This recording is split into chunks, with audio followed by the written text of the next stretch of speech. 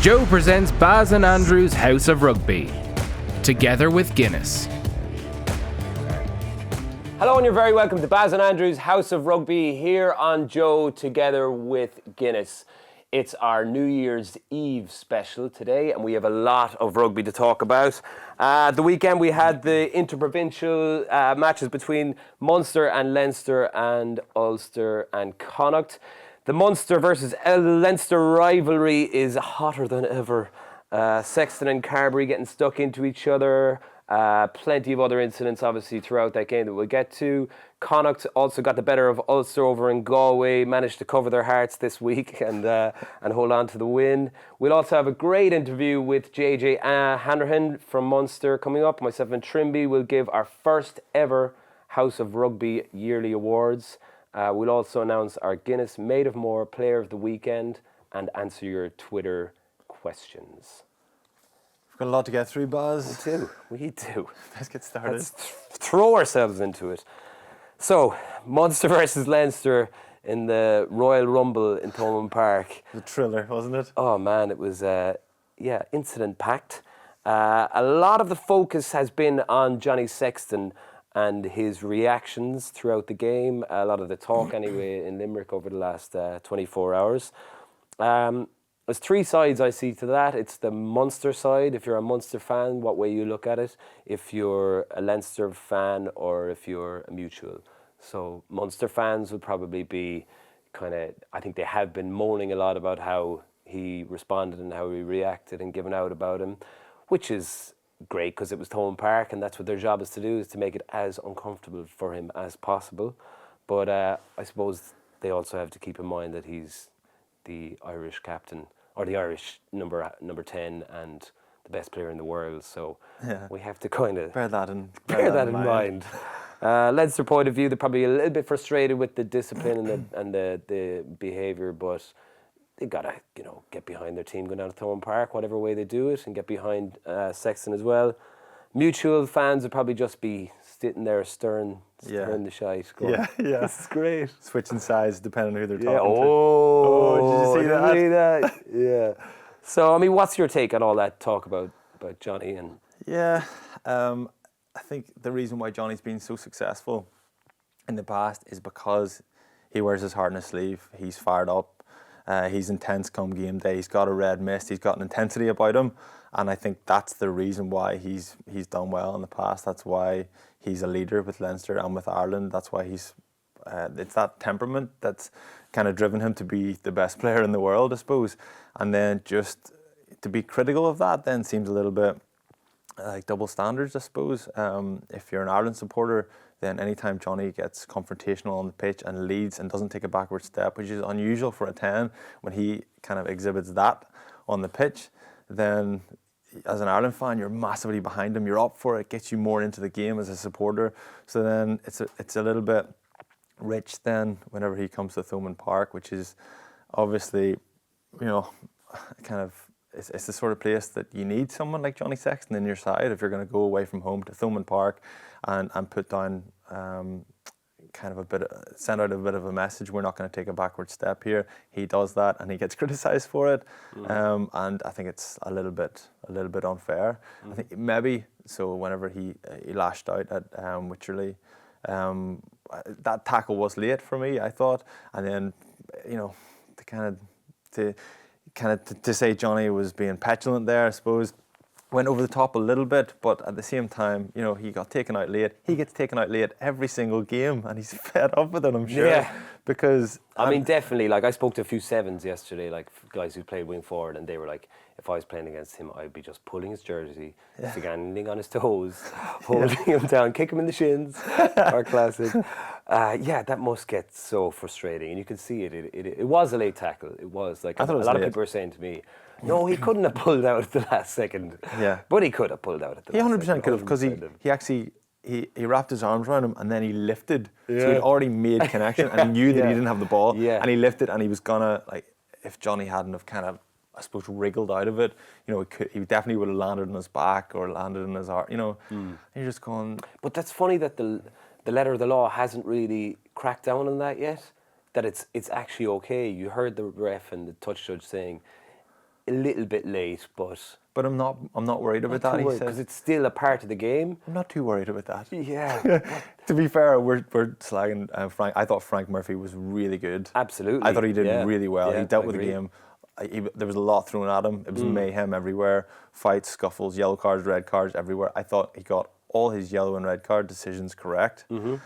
I know that's another. We probably got half an hour. We'll get into it. We'll get into that. And I thought he dealt with the whole thing as well as he could have.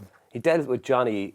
How do you feel he dealt with Johnny? Okay. Yeah, I thought so. He actually, again, there's another criticism of Johnny that he was moaning and complaining, but it was actually Frank going to him to have the discussion with him. Yeah. Quite a few times. I suppose he is captain. I mean, Yeah. there are a lot of people that were asking me then last night, were like, should he be captain of Leinster? And that's an interesting question to ask. There's a lot of people saying like if he was let be Johnny Sexton and let him be that person that he is for Ireland, where he's rattling referees, but he's not the representative of the team. He's just Johnny Sexton.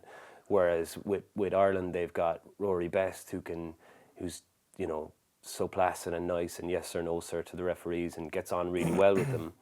But then you've got Johnny barking at them as well, keeping them on their toes. It looks like such a good combination that they have there. Yeah, if something that probably depends on the referee. Actually, there's a bit of a Captain Hindsight reference from that. Yeah. But if it's a referee like Romain Poit, for example, I remember him famously sending O'Connell off against the Ospreys years ago, and every ref out there was afraid of O'Connell, just this intimidating physical presence. Right.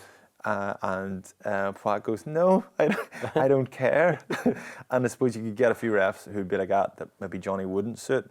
Yeah. But then you get a few refs that would kind of like that, the approach that Rory has, and that would, it just kind of depends. But I can imagine then a ref being intimidated, being daunted by Johnny, the profile, I suppose he's quite, although he's fired up and he's intense on the pitch, he's quite rational and logical as well. And his argument, I thought, to Frank was fairly well thought through as well. Johnny said that he was penalised for lashing out, for reacting against Wycherley when he was taken out late. But then whenever Cian Healy got yellow carded, you saw a few Munster players, I think Earls got involved, a couple other guys got involved, and they reacted. And Johnny was just saying, listen, I got penalised for reacting, why are they not getting penalised for reacting? But then the crowd are getting on, and then it's all building up. Because the crowd think that he's arguing with the yellow card. Johnny was saying, I've no issue with the yellow card. Yeah. That's gone, that's been sorted. He said that in the press conference after that he had. That was the only issue, was the not keeping, I suppose, the same balance between both sides when it came to reactions. So I think it's very overreactionary to question, is he the right man to lead Leinster? Has this been mentioned once? Yeah. Up until the weekend? Yeah. Has anybody ever has there been a suggestion maybe Johnny's not right to captain Leinster? It's been overwhelmingly supportive. Everybody's been overwhelmingly supportive of him being captain up until one weekend whenever Leinster lose. Yeah. And then that's the conclusion everyone's jumping to. Yeah. It's not really fair, I don't think. It isn't. And look, there were massive, like that's what he said in the press conference himself, and Leo said there was indisciplines and a lot of incidents that they're obviously they weren't even disappointed in, because they said that how they played and how they reacted to those, they were actually very proud of how they went down and played, but I suppose they let themselves down. It was straight from the get-go, like it was brilliant. Almost Street Fighter 2-esque. I was playing it. My wife bought me Street Fighter 2 Super Nintendo for Christmas. Oh, a SNES. SNES classic. So I was playing it last night, and I was like, this is kind of like the Munster-Leinster match yesterday. It started so, like, Leinster kept the ball for like the first 2 minutes, and they looked like they were going to score. And as you said, that Wycherley incident where he, that was so iconic, where he, obviously we've covered that, he was a late tackle, but Sexton pulling off the scrum cap, slapping him in the face with it, and then literally picking him up and slamming him on the ground. That was like... It was very accurate, actually, for Johnny just to whip round, almost like he's done it before. Yeah. Not his first rodeo. Yeah, take his scrum cap off and then wing it in his face. Like a move in Street Fighter. Yeah. Like as if you press X, Y, Z, and then you go up the way, and then he pulls off diagonally. The scrum cap, whacks him. Sexton, I don't know if he's like Ryu, maybe the the karate guy. Yeah. Kind of a leader, a bit of a badass. Was Ryu white in the white jersey or the red jersey? The white. So Ken was the blonde. Ken was the blonde lad, yeah. They had exactly the same moves. Yes. Whoever designed Street Fighter 2 said, "Oh lads, we're one character short here. Lazy. Will we do another one just in a different colour?" Yeah. Give him long hair. Yeah. Exactly. Perfect. Change their Hadouken. name slightly. Yeah. Hadouken and Buyuken or something, yeah. But it was, I mean, that just kicked it all off then. There was like, everyone got involved. The tone was set. Yeah, and I think Frank had his back up and it was a silly penalty to give away, and that's, I think, where Leinster kind of let themselves down. They had Munster up in, on the cosh there, and it had the chance to get an early score and potentially force Munster into giving away a penalty, and who knows what had happened. But it turns around, Munster get clear, and they got a couple of penalties. I think there was a late one of the Munster players was tackled in the air off a line out, gave away another penalty. Silly little mistakes like that. They mounted up. It's very unlike Leinster. Yeah. To kind of give away a penalty, giving away another one, and then kind of another one was Tracy. Then no arms tackle. Yeah. And it seemed to that the momentum of penalties kind of just.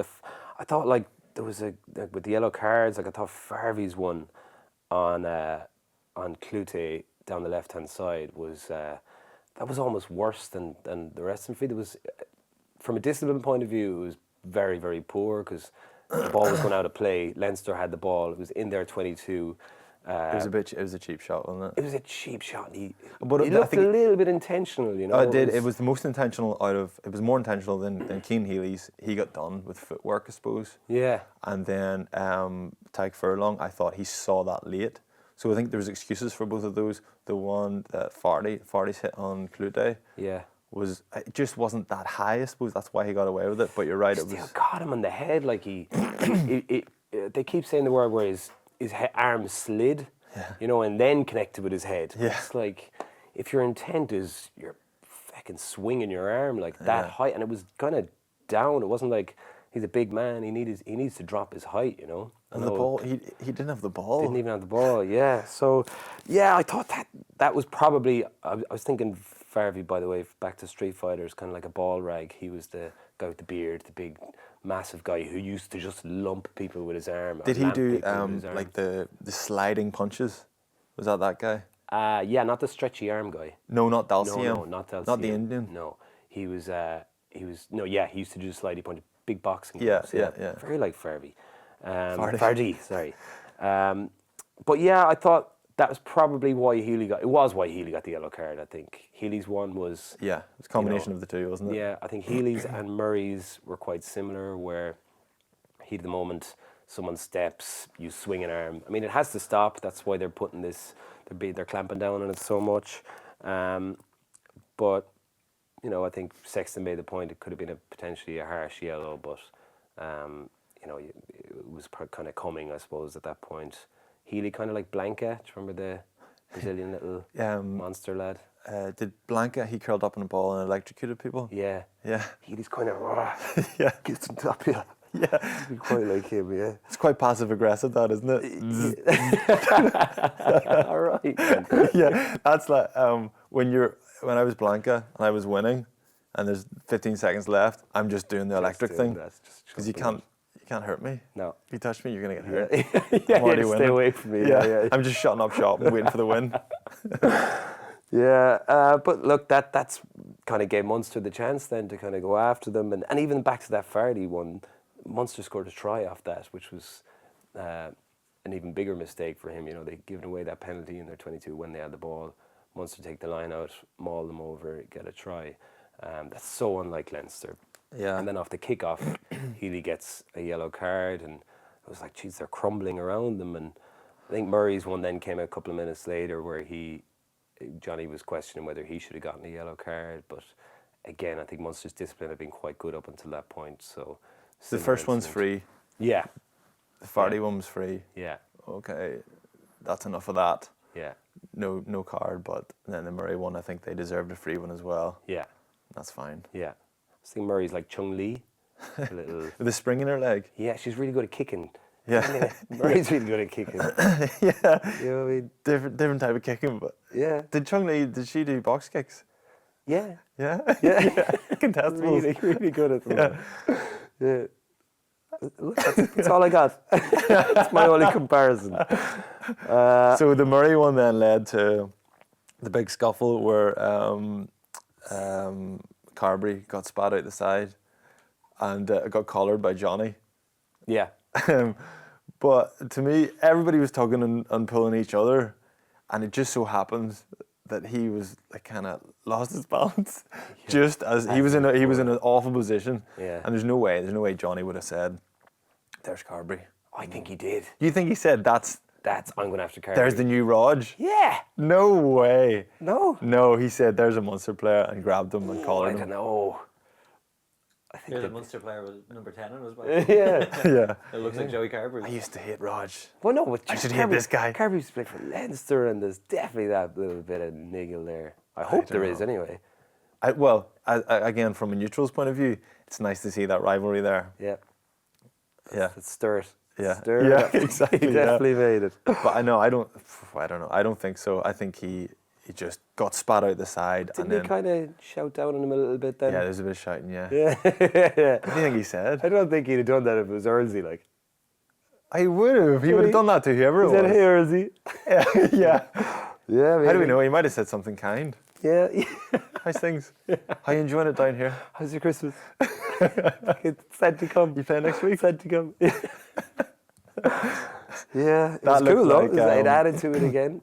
Can we, although again, everyone is kind of painting this picture as Johnny as the bully and Joey as the helpless Yes. victim. Mm-hmm. But if you get involved in something like that, if you're on the periphery of it, then you're going to get, you're going to, I suppose if you put yourself in that position, then that's going to happen. I suppose you're going to get collared, you're going to get tugged and pulled, and that's the way it goes. These things happen in rugby, and Yeah. I don't think it's rugby. That's the point. Yeah. It's Thomond Park. It's rugby. This is what happens. Yeah, it looked like, I would like to see, I wonder if any of our listeners could superimpose John Cena with a chair in that moment.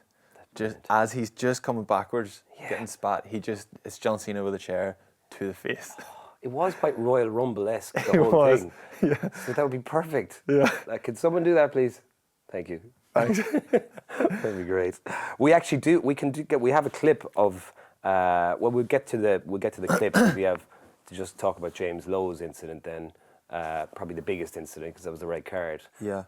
It was the biggest incident, but it was kind of the least debatable. I think everybody was fairly certain that was a red card. Yeah. It ticked all the right boxes for a red Yeah. card, didn't it? It did. I don't know what he was thinking. It was kind of. I think the whole atmosphere and the situation just got to him a little bit. He does wear his heart in his sleeve. He gets stuck in.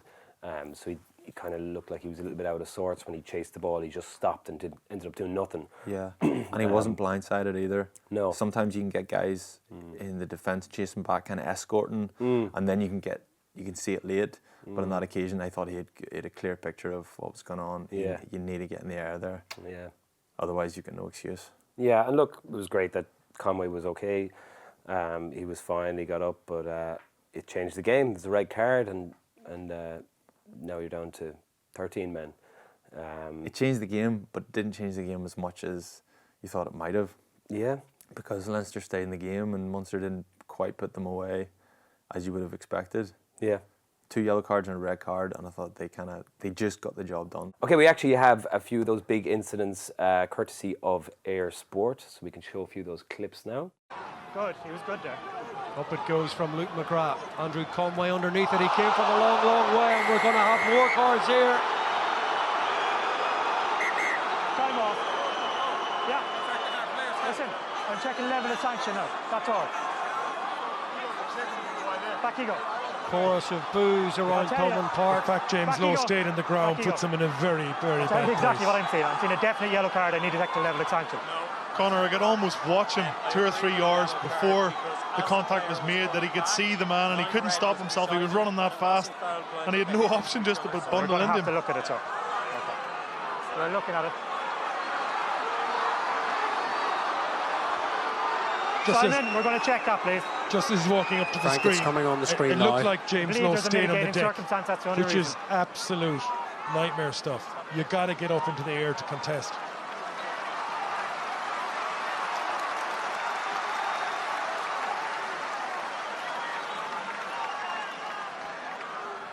So Frank Murphy is going to look at this to determine whether it's a yellow or a red, and it's Simon, head so what we first want into to the see turf, and that is what- determines did the an colour of escort the card. affect his line? There's only one colour this can And be. from that view, if we look at it, they run side by side, but it does not affect his line. So it is clear foul play with no mitigating circumstance. Okay, interesting enough, James Lowe was actually the only player who was cited coming out of all of those incidents, which is probably a good thing. I think it was all in the nature of the game in a heated battle. But just to wrap up on that game, Munster, I think we need to focus on how they played. I think defensively they were brilliant. I thought they brought that line speed that they've been, I think, working really hard on the last few months, and just closed down all of Leinster's options. You know, even when Leinster had full strength, I think they were finding it really tough to play against that defence. So I think a lot of credit to them. Ty Byrne was exceptional. I think he's kind of the Dalseem I was looking at. He's those stretchy arms. Yeah. Can get in there, robbing ball. Yeah. Earlsy had a great game. Yeah. Earlsy made that line break that led to the first try. Yeah. And he couldn't believe his luck. Yeah. The pass from Scannell, there's no way that was meant for Earls. Yeah. That was meant for Carbery. Yeah. And then everybody's getting carried away saying, oh, they've baited Ringrose into coming out of the line. Ringrose made the right read. It went to who it was supposed to go to. Yeah. Or sorry, he went to who it was supposed to go to, and then it just popped into Matrix Earlsy's hand. style. Carbery just went like that. Yeah. Leaned back and it just the line break right up Yeah, the middle. they could have scored off that. It was a big opportunity. But I thought attack-wise, Munster, I was really impressed with how they had a good latch for every carry. Dave Kilcoyne had an exceptional game. His carries were brilliant. Yeah. They got a lot of quick ball. Murray was like, they were really playing with good intent to just keep putting Leinster under pressure once they got past the 10-metre line or close to the 22. It was just quick ball, and keep them high tempo all the time. So it was good to see. I think they're still missing, massively missing Chris Farrell in the centre, and I think once they get him back, which hopefully will be ahead of the big Champions Cup games, it'll make a big difference to them. Carbery, I thought, was excellent. Good game for him. Really, needed that melting pot to show that he's up for it and can go up against Sexton and get the better of him in that heated moment and kick 5 out of 5. And he looks like he's followed the same path as Felix Jones back in the day, Andrew Conway back in the day. He's fully Munster immersed now, isn't he? Yeah, I could see him celebrating a few moments. Jumping for joy on that first try, yeah. Jumping for joy. Leinster then, I think they're in a very strong position where they are in the league, so I think they're going to look hugely into the game. They blooded a few young lads, as Leo said after the game. So, I just think they've got to focus on not getting carried away, when Toulouse come down to the RDS or the Aviva, wherever that's on, that they can keep their heads and don't get rattled. But interesting, very interesting game. And we've got to talk about also Connacht doing the double over Ulster. Were you working for that game? Were you on the radio? No, you were off. Yeah. It was another very, very impressive performance from Connacht, I thought. As we said last week, they failed to cover their hearts, a la Indiana Jones, the Temple of Doom, in Leinster last week, but they certainly did it this week. They covered their hearts from minute one. They did. They were very dominant up front, very dominant early on. Scrum especially was really, really impressive from an Ulster point of view. Eric O'Sullivan and Marty Moore have been probably two of Ulster's best players over the last 4 or 5 weeks. I think they've just been played, and then they're bound to be feeling a little bit of fatigue. And it's important that those guys are both so important. Going into the last couple of rounds of Europe, you would imagine they won't play this weekend, but they struggled a little bit. The scrum struggled a little bit, but that not taking nothing away from Connacht. Connacht were really impressive, really physical. I thought they smelt blood early. Yeah, but then it's almost like they didn't quite back it up. Yeah. They got on top of them, and I thought they're going to hammer them here. Like same thing last year. They put Ulster out of sight last season because they smelt blood and they kind of got on top of them. I thought they kind of took their foot off the gas a little bit. And again, Ulster showed a little bit of resilience and fought and dug in. But yeah, it didn't. I thought it was going to be more comprehensive than it was in the end. Yeah, look, I thought again some brilliant individual performance. I could see Aki was very disappointed by at the end of the game that they didn't take the bonus point. Yeah. But he is standing in first receiver. I just thought he was excellent all game. He's taking great options. Yeah. Himself and Farrell have this brilliant understanding and combination going. And to be honest, throughout the team, I think that's where Connacht are at their strongest at the moment. The front row have got a really good connection there. Blade and Carty, the partnership is just flourishing. I think Blade is such an exciting player, and Carty's game management is, their decision making to take that little dart on the left hand side for the second try, I think it was. Yeah, that was nice. Be interesting to see what happens when Marmion comes back. Exactly, yeah. 'Cause he's going well, isn't he? Really impressed with him. And by half time, I felt they had kind of won all the battles in the game. They'd won it up front, they'd won the set piece, they'd looked more inventive defensively. And I know it was a lesser strength Ulster side, but you just got to compliment Connacht again for just their intent to play and how Andy Friend is putting them into that mind frame of when he puts those players in the field, they're going out and I feel like they're empowered, they're leaders, and they each feel like they can influence the game, which is a very strong position to be in as a player. Yeah, no, they certainly look confident out there. Kind of summed up by Jack Carty. I think he's just ruling the roost a little bit and just calling all the shots, and just looks really comfortable in that leadership role. And he looks just very, very composed and very competent. Yeah, I think he looks really impressive. Good shout for a few of them, possibly for for the Six Nations squad, like himself, maybe Sean O'Brien, maybe Tom Farrell. So interesting decisions for Joe Schmidt. But coming up, we'll look ahead to the remaining Interpro games in the Guinness Pro 14, tackle your Twitter questions and reveal the Guinness Made of More Player of the Weekend. But next, it's my chat with JJ Hanrahan, Munster's number 10, 12, 15, whatever you want to see him as. And also we'll have our House of Rugby 2018 awards. I'm here with JJ Hanrahan. Thanks for joining us in the show, JJ. Trimby couldn't make it today, but that's okay. We'll get on with it.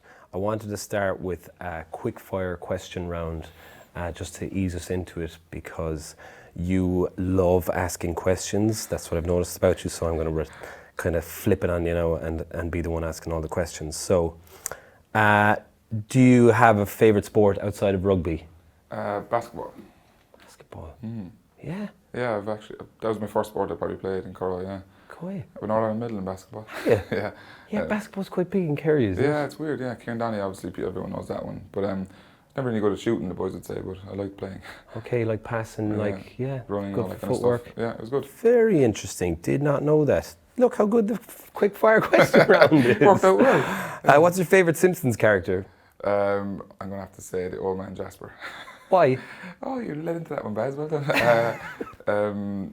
Yeah, so basically some people call me in, bit of a nickname. Why? See where you're going with this. I don't know. You tell me. What do you think? I think it's because you look way older than you are. Yeah. You look like an old man. So they call you Jasper, the old man. Yeah, there was Chris and Brian O'Hara, first day in the academy, walked in at like 17 or whatever, and he was like, "Oh my God, is that Jasper from The Simpsons?" And it just stuck like that. It's No like way. obviously Straight away. Killer and Sherry and a few more of them jumped on it. Jumped on us. There you go. What does JJ stand for? John Joseph. No, like what do you stand for? Oh, what do I stand for? Yeah, Oh, sorry. personally. Oh, I don't want to know your name. Man. Yeah, I was like, what? I was like, it's pretty straightforward. No, I'm joking, man. I did it. Oh, yeah, okay. So John Joseph. Yeah. Okay, I was like, I'm your friend for 10 years. I didn't even know that. Okay, yeah. A lot of nicknames there. True or false? Jerry Fleasy Flannery is the best coach you've ever had. True, man. Nah, I'm joking. Nah, he's a great coach. True. Yeah. Yeah. What about me? Oh, yeah, you did coach me, actually. I did. For a year, yeah. For a year of balls. That was a good time, actually. Yeah. Elaborate. Interesting. No, it was great. You were a backs coach at the time. I remember I was quite young. What was I? 19, 20? Probably thought I had all the answers, and you probably did your head in a bit. That young? I was like 20, maybe. I'm going to say I was that young anyway. Yeah. You weren't under 20s, so I'd say you were 20. Maybe 21, yeah. I remember coming back from Munster thinking, it's like, I have all the answers, I know everything. And then like you were trying to advise me and stuff, I'd probably clashed heads with you a little bit, but yeah. Not still, as a coach, I don't think. No, yeah. No, as a player, I think I played once for Bows with you as a 13, and you were an 18-year-old out half, and I was coming back from injury, and I was probably my 10 years older than you. So I was like, God, I got to keep this guy on his toes now. I was barking at you, and I think you turned around and told me to shut up. Just leave me play my game. I think I remember that one as well. I think I remember that one where like against Brough or something, and it was like a wet day on the 22 exiting, and you were like, "Give me the ball," screaming at me, and I'm just like, "Man, you shut up! I'm trying to do my game management here, trying to exit." I was like, wow, who does this fella think he is? But I like it. That's what you want from a 10, you know, bossing around the place. So I was very impressed. So back then, I remember the day you walked into Munster. We were out on the back pitch in UL. You were 17. I remember that day when Brian O'Hara probably called you Jasper. I didn't hear him say that, but you were very unassuming, nice young man who came in. Obviously, a lot of talk and chat around you and stuff. So it was very exciting times. Those first few years, then you were in the academy. Then you went on to play for Irish under-20s. Won player of the tournament for the World Cup. Nominated for IRB Young Player of the Year, alongside 2 South Africans. Not many Irish people get nominated for IRB Young Player of the Year. Did you have to show your birth certificate for that to show that you were actually that young? They really questioned me on that one. No, I shaved before that. I got away with it. You got away with it. But that must have been pretty cool. That was an unbelievable time. I remember. It kind of came, I got a bit lucky really through default. I think Paddy Jackson was doing so well for Ulster at the time, and I think they held him back because they needed him. He just played Heineken Cup final, and so I got an opportunity to play 10 then through. I was playing 12 all season, and it just kind of went well. And Mike Ruddock was coaching us and put a bit of faith in us, and we did well. We had a really, really good team. I think if you look at that team, I'm pretty sure nearly everyone who was starting 15 is probably senior cap now or close to it, or 23, So I think me and Tyke Byrne, we can give Tyke Byrne, Ian Henderson, Ciaran Marmion, Luke McGrath, Chris Farrell, who else was there in the pack? Tyke Furlong, we've Conor Gilson, who's obviously London Irish now. Who else was there? Shane Buckley, who's been through here, moved on. Don't want to be insulting and leaving anyone out, but there's a lot of guys. Wow. Someone asked me yesterday who was the best player on my year of schools at 21s, and I couldn't really have anyone that stood out, because not a huge amount of them went on to play for Ireland. Bestie did, and Tommy did. They'd be the two standout. So to have that many players on your 20s team went on to play. It's crazy, Unbelievable. That was our second year, and the year before that then there was obviously Andrew Conway, a few Tiernan O'Halloran, and some really, really big names at the time who obviously went on to do play for Ireland as well. So them 2 years, there was a lot of the current internationals that came through that group, which was good for Irish rugby, obviously. So had you played 10 up until that point, or mostly 12?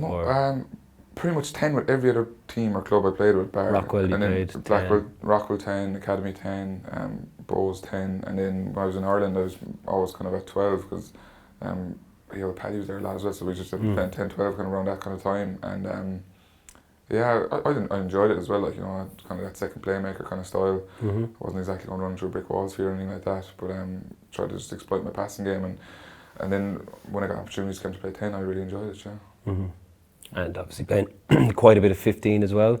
15 lately, that's kind of a newer one. I think the way the game is going, it's so physical in the middle channels now that a bit smaller these days compared to everyone else, so everyone just seems to be getting bigger, so it's just trying to stay out of them channels as much as possible sometimes. And at 15 it's probably a bit easier back there. You get a bit more space, a bit more time, you kind of see the picture, the field way more, but so it's a new challenge, it's enjoyable. Have to do a lot of work on the high ball, but Jonesy is a master of that, so he's been helping me out. True, that he is. At 2021 you started playing quite a bit for Munster. Did you win the Golden Boot in 2014 for the Pro 12? Yeah, I read that yesterday. I was like, whoa, that's something I hadn't heard before. Get that Golden Boot back somehow. Well, your kicking accuracy's been pretty good at the moment, isn't it? Up and down. Good the last game. That's all we have to mention. Don't have to mention anything more than that. I suppose you took the opportunity to move away from Munster, obviously well documented, and 2 years in Northampton. So at 26 years of age, having experienced, the a very successful underage academy, Irish 20s career, then shot to the top of the Munster ranks pretty early, and then to move abroad and play 2 seasons in Northampton and now home in great form for Munster. What has that roller coaster been like for you? Was it a roller coaster? Definitely. Yeah.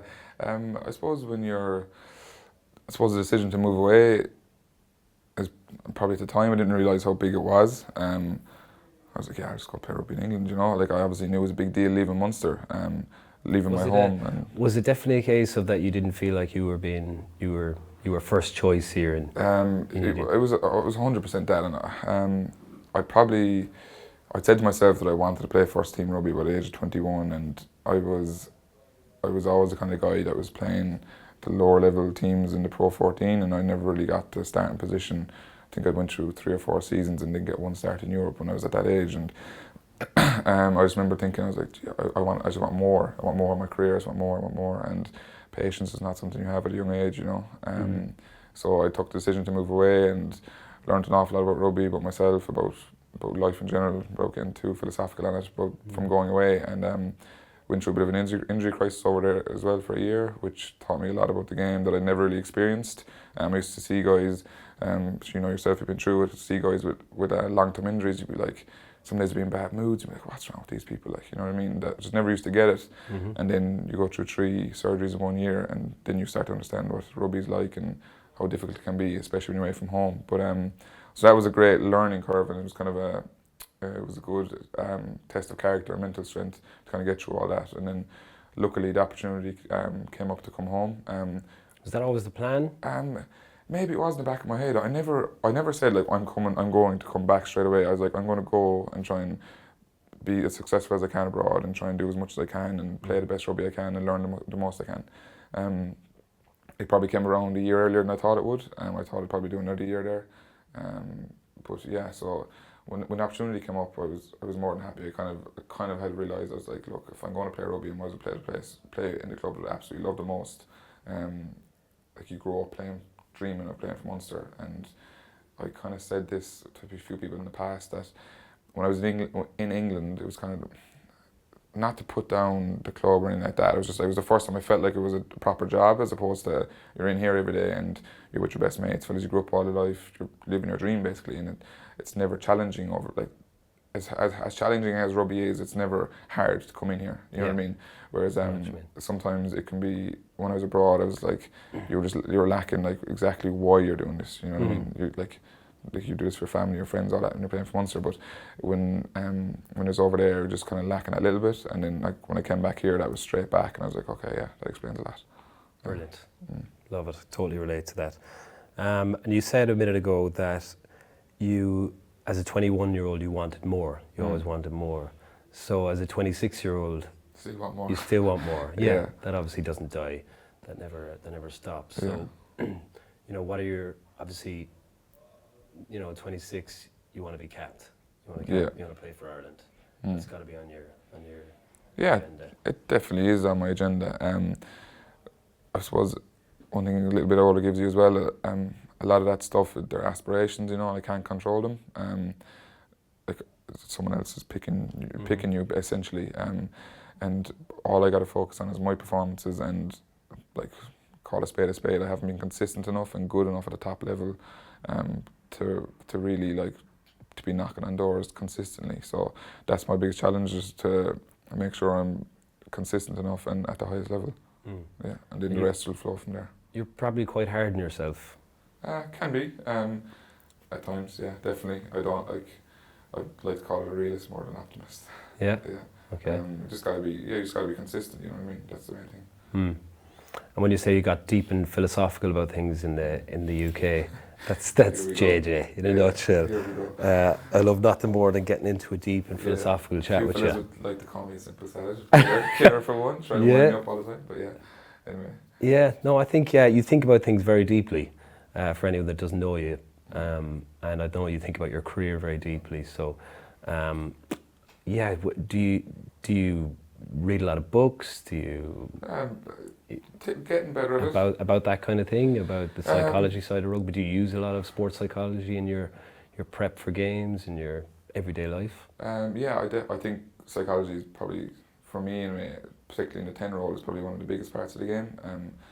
Like playing rugby for how long now, you know what I mean? If you put anyone of us out in the field or give us an analysis computer, we'd probably all give you the right answer or tell you what we should do in the right situation. And the main thing for a 10 is like your decision making under pressure, and that's that's the one thing you need correct all the time. It's one thing you're always judged on, and so just I suppose it's something I look into, that whether the game's going good, bad, scoreboard pressure, points pressure, whatever, the way you can just handle that and make sure you make the right decisions all the time. And yeah, I've read some books and chatted to some people about it, but I think most people are at that these days. Anyway. I'd say so. It's about habit, really, isn't it? Like, yeah, that's what I always find with those those books. They're a lot to take in at the time, but if you can put them into practice, then they become habitual. Those little whatever little triggers and cues you can give yourself. Yeah. And would you look at other players, like would you look at Johnny Sexton, for example, as a 10? I used to always enjoy watching other 13s like Conrad Smith, Brian O'Driscoll, guys like that, and look at what they do really well, and then try and put that into practice and make them my habits as well. Yeah, I definitely do. I remember I got George Murray here, I suppose maybe a couple of years ago now, but I remember I just got him to cut all the clips. I think it was Johnny Sexton, Dan Carter at the time, Matt Giddo. They were the kind of 3 players I really enjoyed watching the most, and just cut all their clips and just watch their little their movements, their little plays and stuff like that. And what I've kind of started doing now more so is just watching decision making at like later in the games. I think if you watch Ireland play and it might be 10 minutes left in the clock and you think they're going to close out a game, and all of a sudden they're banging it to the wit, and do you know what I mean, they're keeping the ball in hand and stuff. I just think that kind of decision making at that level of the game is kind of where it's at really, and that's probably the stuff I try and watch the most now. But yeah, they're some of the best to learn off, so you got to try and learn. Yeah, without, I suppose, taking from what you have naturally. Yeah, like you obviously you want to always be your own player, you know what I mean? But you can take little bits from everyone, you know, that's the way I see it anyway. It's just if you can add a little area here or an area there, I suppose now you see a lot of teams all of a sudden they're putting up big high Gary Owens and opposition 22, whereas I suppose you could say Johnny Sexton started that, and you can see other teams are taking it as a tactic now, and it's just little things like that. It's I don't think it's a weakness to take something off someone if it's working. Definitely try and add it to your game. Yeah. An exciting time to be a Munster back with the ammunition you're starting to have, with Chris back and Earlsey, Conway, yourself, Joey, Scannell, Jacko. They're all, you know, we're getting a lot of fit bodies back in the field. Connor back, Albie as well. So good time to be a Munster back. Yeah, a good time and a very challenging time. Yeah. It's unbelievable. The training standard is really high at the moment. When you actually go through and you name all the names, you're like, there's serious depth here, and there's another half a squad of backs that we probably haven't mentioned there that are high caliber as well. The quality there is unbelievable when you see the likes of Earlsey, Chris Farrell, things like that, what they can do on the ball, and the way they make things very easy when you're playing with them. You know what I mean? Their understanding is unbelievable, and it's really, really enjoyable to play with them guys. The Edinburgh match a few weeks ago, very enjoyable to watch. Must have been enjoyable to play in that as well. Yeah, that was it's kind of one of them days where it was a nice dry night for once. The ball was good. It was on a nice 4G pitch, and we were all kind of just humming off the same hymn sheet that night. It was good. We got to the wide channels a good bit, and we kind of exploited them out there. That was an enjoyable game now, definitely. When we look back on it, we had just little chats about stuff. We didn't have a lot of training time that week, but we had little chats and things we spoke about came off in the game, which is always enjoyable when you chat about it, you know. Okay. Yeah. And then over Christmas, what's the plan for JJ? Give it a downtime, get home to Kerry? We get a couple of days off, yeah. My mum's actually working, so she's in the hospital, so I'm actually heading over to England, heading over with Fabs, so seeing her family over back for a couple of days. So I think we leave Christmas Eve here, Christmas Day over there, and then back St. Stephen's Day, and then we're back into training for Leinster. So it's a busy time of the year. Yeah. Not much time down in down in Curra? No, I'll be back to 23rd, yeah, back to 22nd, 23rd. I'll be head back down, see my sister, see the family, things like that. But it's just a hectic time of the year, they understand that anyway, so we usually try and meet up after Christmas and do a proper family dinner when it's a bit more relaxed, and I'll interpose if we can, yeah. Lovely. I was looking at the history of rugby in Curra, in Castle Island, and you're in good company with Mick Doyle, his brother Tom Doyle, Moss Keane, Mick Galway. Some serious session on the piss, I'd say you'd have in another life if you all got together for the crack. In another life, yeah. It's a lot to live up to there. There is a lot just to live up to. I don't know. So I don't know, to answer that one. Great history down there though. Is that something that you would have grown up? Yeah, definitely grew up. Aware of? 100% aware of that. I remember as a young fella, you'd just be walking through the village and you'd kind of see this kind of fancier car than usual, and you'd be like, Jesus, Galway's down, and then they'd be all like, kind of trying to crowd around the car and the Pied Piper following Galway around. Yeah, literally. So that was it was unbelievable, and you were very aware of it from a young age. You always knew where you came from, and you knew the rugby traditions. Even it's weird, like there's no rugby in the village, obviously, and Castle Island is a close rugby club, but yeah, you're always very aware of where you're from and what you represented, and it's kind of a nice feeling, Yeah, absolutely. It's great to have that history there. Well, look, Jay, we've taken up enough of your time. Thanks a million for coming in today. We really appreciate it. I hope that old head of yours keeps going for the next few years. We look forward to watching you for the rest of the season, and best of luck. Cheers, Baz. Thank you. Man. Awesome, man. Appreciate it.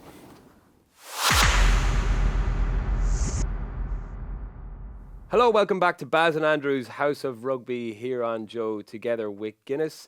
Now, as 2018 draws to a close, we have decided to come up with our very own list of awards that we're going to hand out to some very, very lucky individuals and groups.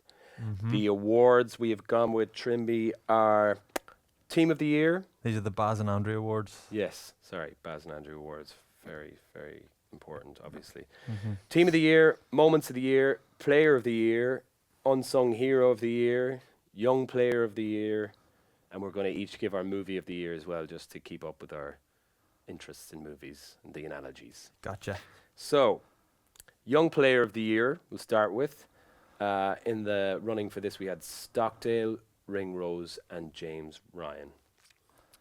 And the winner is You get to say it. the phenom himself, Of course. James Ryan, Yeah. the Undertaker, and his assistant Paul Bearer. Al Gore. You couldn't give it to anyone but the phenom. I think so. Yeah, he's just been ridiculously consistent this year. Lost once for Ireland, lost once for Leinster. His luck will run out, but for 2018, his luck has remained intact. He did all right. Yeah. Have we decided what prize we're going to give? We are going to think quickly. Bougems. We'll give them a bouge. Bougem? Is it bougem or A boujam? Bougem, a bougem. Yeah. The only reason I'm saying it is that's where we're going afterwards for a burrito, so it's the first thing in my mind. Free advertisement for boujam. For bougem. Yeah. Oh, okay, so a bougem for James boujam. Ryan. Someone's going to go quickly and create a rival restaurant. And beside every boujam, there's going to be a boujam. We actually just got one in Limerick, but it's called a bougem. Oh. A bougem. Yeah. So, we'll offer James Ryan a free bougem in there, and he can go on a date maybe with the Unsung Hero Award winner, who is one of Devon Toner, CJ Stander, or Bundy Aki. And now the winner... All of them, will we give each of them a little bit of praise first? Do you want to go first? Who do you want to praise? I think I'll start with CJ. I wanted to praise CJ. His work rate, I think, he's just ever present when he's called upon to carry or to just empty the tank at every game. He just looks like he just gives everything. And so he'd be one of mine up there. But okay, the praise that I would like to dish out is to Devon. Yeah. Devonish. Yeah. Marlon Devonish Toner. The line out connoisseur. He just solves problems in the line out, and just Joe keeps going back to him because he does the job week in, week out, and not that either of us know anything about lineouts, but we know what it's like not to get the ball delivered from the lineout, and that's frustrating. And when you've got Devin in your team, that rarely happens. So, yeah. Great teammate. Great fella. Remember sharing a room with him once, and it was lovely that when you opened the door of the hotel room, do you remember that moment where you didn't know who you were rooming with, and you opened the door of the hotel room, and I could tell straight away that it was Dev, because his feet were just hanging like 2 feet off the end of the bed. I said, "Hey Dev," before I saw his face. It would have been funny had it been one of those rooms where it was a double and a single, and you went straight in and went, "Shotgun double." No. There was a vicious rumour going around. We did. Do you ever remember Irish schools? There was it was called the French Affair or something. It was like a French trial, and Irish schools sent over 2 teams, like probables and possibles or whatever. Anyway, I don't think it was that cut and dry. Just 30 players. He played against 2 French teams, and anyway, so everybody was kind of meeting each other, big squad, getting to know each other, and everybody was talking about this guy, this 6'11", this guy, and I think someone started a rumor that he used to get a disability allowance. I heard that. Dublin Council, to stop him suing, in case he sued, he banged his head off a bus stop or something like that. Something like that. And then I believe a few lads were chatting about this, and I don't know who started the rumor. I don't think it's true anyway, because I asked Dev actually reasonably recently. But a couple of lads were chatting about this, and Dev came in to the room while they were talking about it. I mean, he's 6'11" and he gets money from he lifted the roof off the house and looked in. Hello, are you speaking about me? Yeah. So honourable mentions, Dev. Dev, yeah, obviously great workhorse. He's achieved so much this season, but you came up with a great unsung hero winner, and that is Bundy Aki. Yeah. And tell us why that is. Bundy Aki played every game in the Six Nations. First and third test in Australia, and then Argentina and New Zealand in the autumn. And I suppose there would be a big argument. A lot of people, now this would be kind of public opinion, whether this is what Joe thinks or whether his teammates think this, I don't know. But I suppose generally people would regard like the first choice centres would be 2 of Henshaw, Ringrose and Chris Farrell, I suppose. But Bundy Aki has been there and has delivered time and time again for Ireland. But still, that would be the impression that you get. I was surprised when you said he'd played all those games. I went back and looked at the Six Nations, and he did. He played every game. I didn't realise that. And played well, contributed massively. He was brilliant for Ireland all year. So yeah, very well deserved. Deserved to be sung as a hero. Yeah. Oh.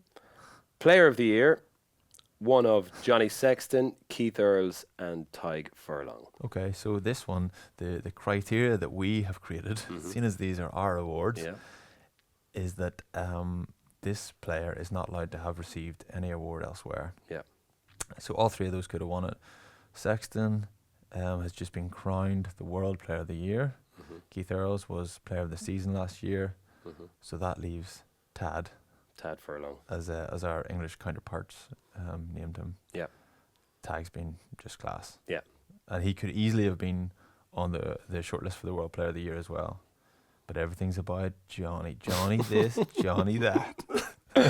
Well, Johnny's not going to be getting the boojum because Tad is getting the boojum. So you've got a date for yourself, James Ryan. Yeah, I couldn't agree more. I think he was again pretty much ever present. I think he missed one of the Six Nations games. Okay. I think he didn't play against Wales, but obviously achieved so much with Leinster, and then involved in the autumn internationals here. And he's bossing so it, talented. Yeah, he's bossing the scrum against the All Blacks. Yeah, and then his skills. He scored that great try against Australia to win the second test, and then just showing his footwork and his pace and his ability to play with Leinster as well. Just had some great moments. So yes, congratulations, Ted. The Baz and Andrew Player of the Year is Tig Furlong. Well done. Okay, so moments of the year. Le Drop, Johnny's drop goal against France. Ireland winning the Grand Slam in Twickenham. And Stockdale's try against New Zealand. Sexton's drop goal against France. You think that was the best? Yeah. Yeah, I suppose. It was freakish. Yeah. It was enormous. And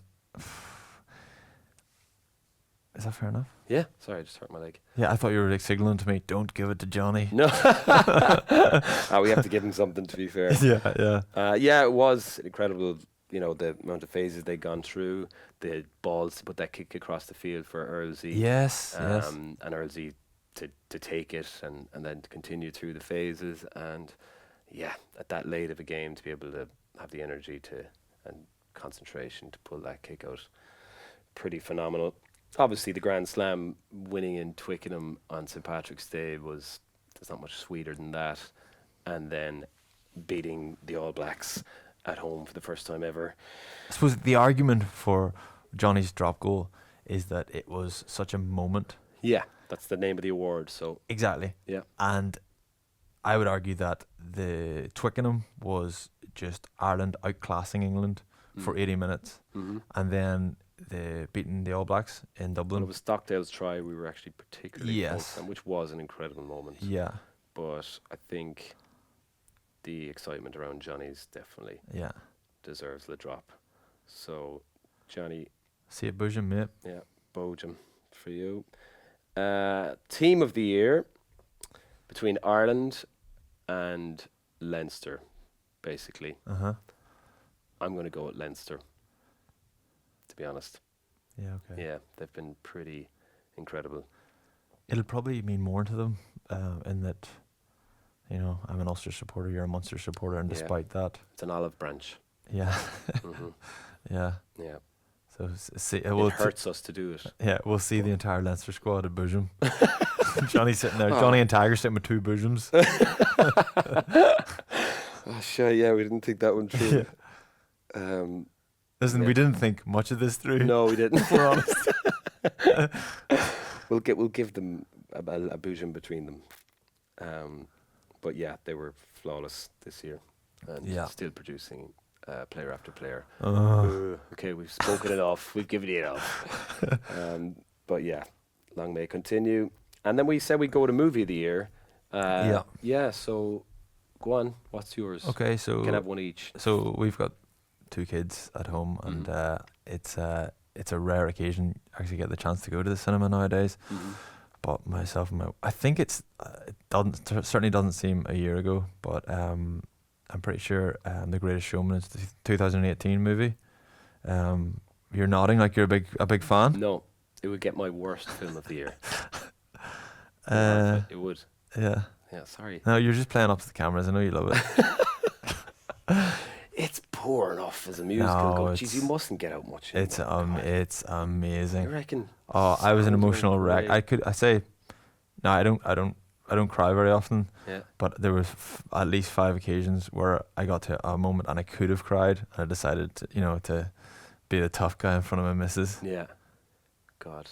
Yeah, but that, you're admitting it right here, right now. Yeah, but she doesn't listen. Okay. She's not a fan of the podcast. She has not subscribed. Oh my God, get on it, man.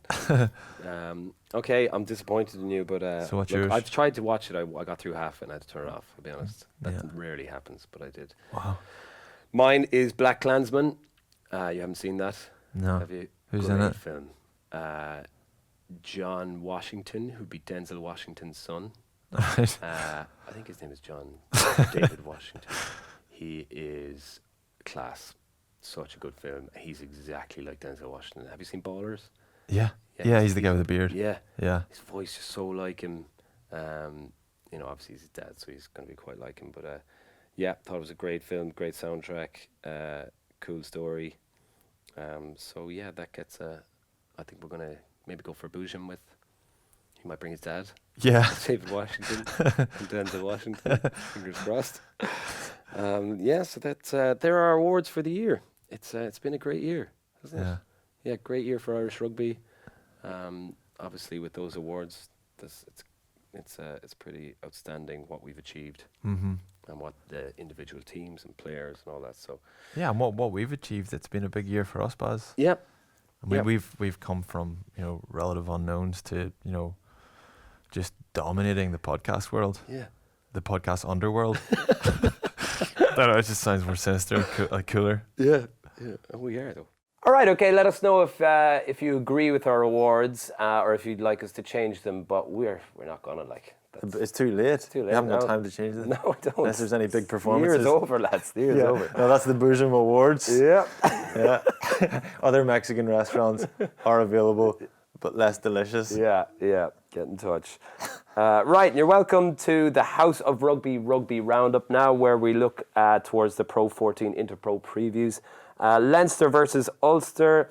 We're expecting to see the likes of Sexton, Best, Levy, Cronin, Stockdale potentially being involved. Leinster should bounce back potentially. It's hard to see any other result at the RDS. Yeah, it's going to be a great game though. Yeah, I think Ulster playing well. Ulster, once they get their big names back, Yeah. it has a big effect on their performance levels. But as I said before, if they have to, there's one or two guys there. They sent quite a strong side down to Connacht, so that might kind of limit their options for Leinster. Yeah. It'd be tricky. No, it's going to be good. There's going to be a good few matchups there. I'm looking forward to see how Addison gets on. And, Yeah. It wouldn't be House of Rugby if we didn't mention No, it wouldn't. Will Addison. Hi, Will. Hi. Thinking of you. Happy New Year, Will. Also, Connacht versus Munster. That's a mouth-watering one because they're so close now on the table. Glasgow also lost against Edinburgh, so that top spot is within reach. I'd say Munster, Connacht will probably put out as full a strength side as they can. Yeah, and I know you're in love with Connacht at the minute, so you might have divided loyalties. Yeah, I might have to subtly push them aside for this one. Munster, I think, will have a relatively strong team. I think Peter Manny might come back. He's exactly what you need when you're going to up to the sports ground, and it'll definitely be a rotten, like the weather will be rotten, I guarantee. Yeah, jerseys will get tugged. Yes, they will. the So weekend. stick Peter O'Mahony back in there and a few other rough and ready ones for Munster. But yeah, great games ahead of us next weekend. We also have asked you to vote on our Guinness Made of More Player of the Weekend. And here were your nominees.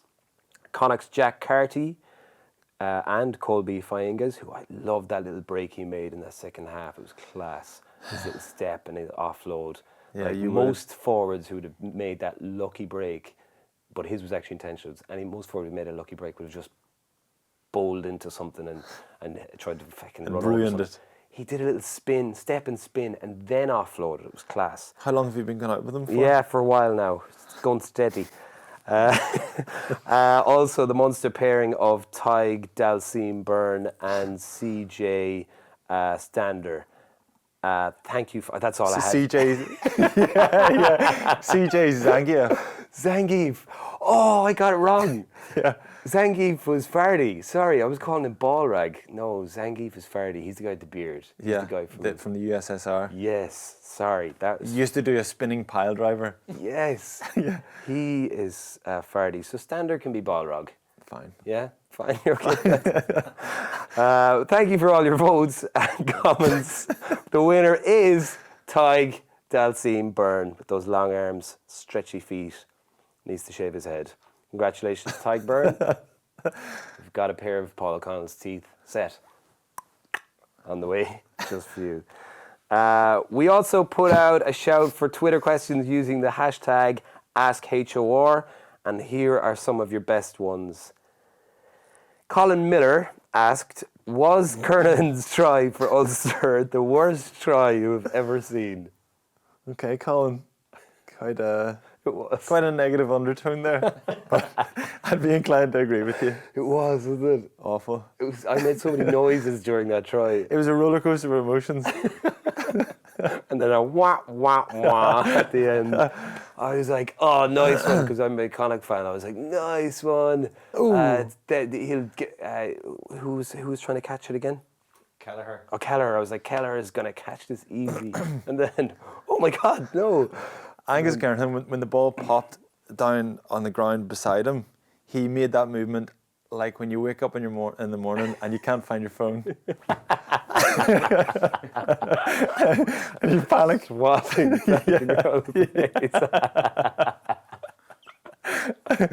But he found it. He got the 5-pointer. try. Yeah. So good question, Colin. I would completely agree with that.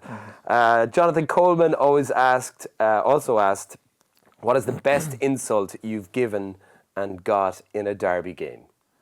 I don't remember any, I don't think. Yeah, no, I was never very witty on the pitch. No.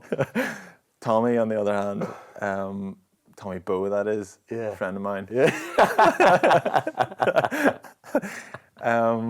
What do you call the Duncan Weir? Duncan Weir, yeah. Duncan Weir. I think Tommy was playing for Ospreys against, must have been Glasgow maybe, or Edinburgh, whoever Duncan Weir was playing for at the time. Mm-hmm. Called him Fatty. And Tommy said he felt wick because Weir goes, like, kind of frowned, long pause, and goes, "Good one, mate." Oh, no. As if you're not the first person to call me Fatty. I know. Yeah, I know. Yeah. Yeah. Too easy. So Tommy was like, "Oh, I need to rethink that. Yeah. Brush up on my slagging." Yeah, no, I've never been one for calling names. Yeah. Fla had a good one against The hooker. the hooker for English England. hooker. Yeah. What was his name again? Thompson. Thompson, yeah. Steve Thompson. Yeah. We won't say what he said, but check it out. But it was mean and rude. It was very rude. It was brilliantly picked up on the mic, so check that out. I think it's on YouTube. I used to love watching that. All right, thanks everybody for your comments, questions, for listening, for watching us on YouTube. If you're enjoying the show, please do remember to subscribe and leave us a rating or a comment. A big thank you to everyone that was involved in making the show this week. We hope you have a wonderful New Year's and a very prosperous 2019. Yeah, from Andrew and I, it's been a pleasure for the last few months of 2018, and we can't wait to take you into 2019 with plenty more of Baz and Andrew's House of Rugby here on Joe, together with Guinness.